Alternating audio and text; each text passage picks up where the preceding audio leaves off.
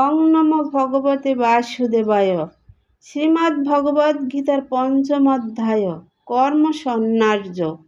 আজকে আমি পঞ্চম অধ্যায়ের শেষ শ্লোক 29 নম্বর শ্লোক পাঠ করব। ভোক্তারম যজ্ঞ তপস্যাম সর্বলোক মহেশ্বরম সুহৃদম সর্বভূতানাম জ্ঞাতামাম শান্তিম ঋচ্ছতে। অনুবাদ: আমাকে সমস্ত যজ্ঞ তপস্যার পরম ভোক্তা, সর্বলোকের মহেশ্বর এবং সমস্ত জীবের সুহৃদ রূপে জেনে যোগীরা জড়জগতের দুঃখ দুর্দশা থেকে মুক্ত হয়ে শান্তি লাভ করেন।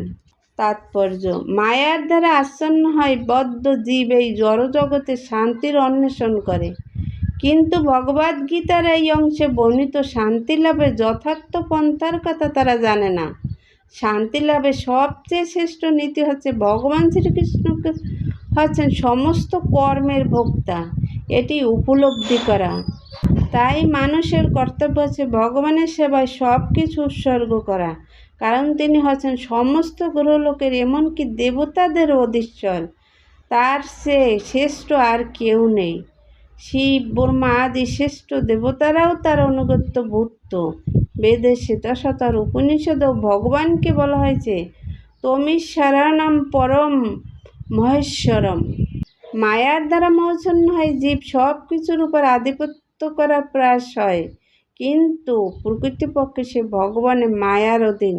ভগবান শ্রীকৃষ্ণ হচ্ছেন মায়াধীশ, কিন্তু জীব জড়া প্রকৃতির কঠোর নিয়মের দ্বারা আবদ্ধ।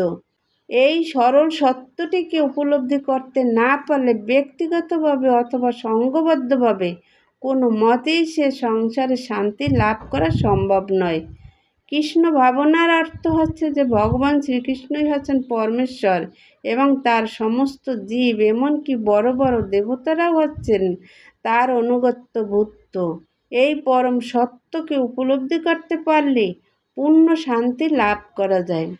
ভগবদ্গীতার এই পঞ্চম অধ্যায় কৃষ্ণ ভাবনামৃত বা কৃষ্ণ ভক্তির ব্যবহারিক ব্যাখ্যা করা হয়েছে, যাকে সাধারণত কর্মযোগ বলা হয়। কর্মযোগ কিভাবে মুক্তি প্রদান করতে পারে, মনোধর্ম প্রস্তুত, এই যে প্রশ্ন, তার উত্তর এখানে দেওয়া হয়েছে। কর্মযোগের অর্থ হচ্ছে পূর্ণ জ্ঞানে ভগবান শ্রীকৃষ্ণের পরমেশ্বরত্ব সম্বন্ধে অবগত হয়ে তার সেবায় কর্ম করা। এই কর্মযোগ জ্ঞানযোগ অভিন্ন। কৃষ্ণ ভাবনামৃত হচ্ছে সাক্ষাৎ ভক্তিযোগ, আর জ্ঞানযোগ হচ্ছে ভক্তিযোগে অধিষ্ঠিত হওয়ার একটি পন্থা বিশেষ।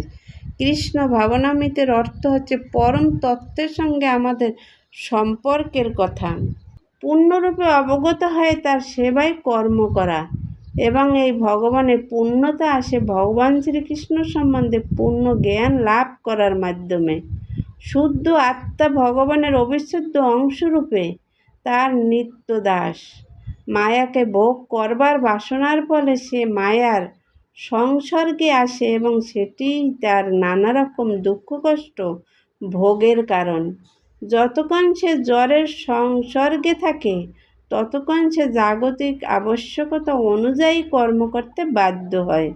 কিন্তু কৃষ্ণ ভাবনামৃতের বিশেষত্ব হচ্ছে এই যে প্রকৃতির গণ্ডির মধ্যে থাকলেও যা মানুষকে পারমার্থিক জীবন দান করে, কারণ জড় জগতে ভক্তির অভ্যাস করলে জীবের চিন্ময় স্বরূপ পূর্ণ জাগরিত হয়। ভক্তি মার্গে উত্তরোত্তর উন্নতি সাধনের অনুপাতে মায়ার বন্ধন থেকে মুক্তি লাভ হয়। ভগবান কোনো জীবের প্রতি পক্ষপাতিত্ব করেন না। সব কিছু নির্ভর করে ইন্দ্রিয় নিগ্রহ, কাম ক্রোধ দমন করবার জন্য কৃষ্ণ ভাবনাময় হয় ব্যবহারিক কর্তব্য পালন করার উপর।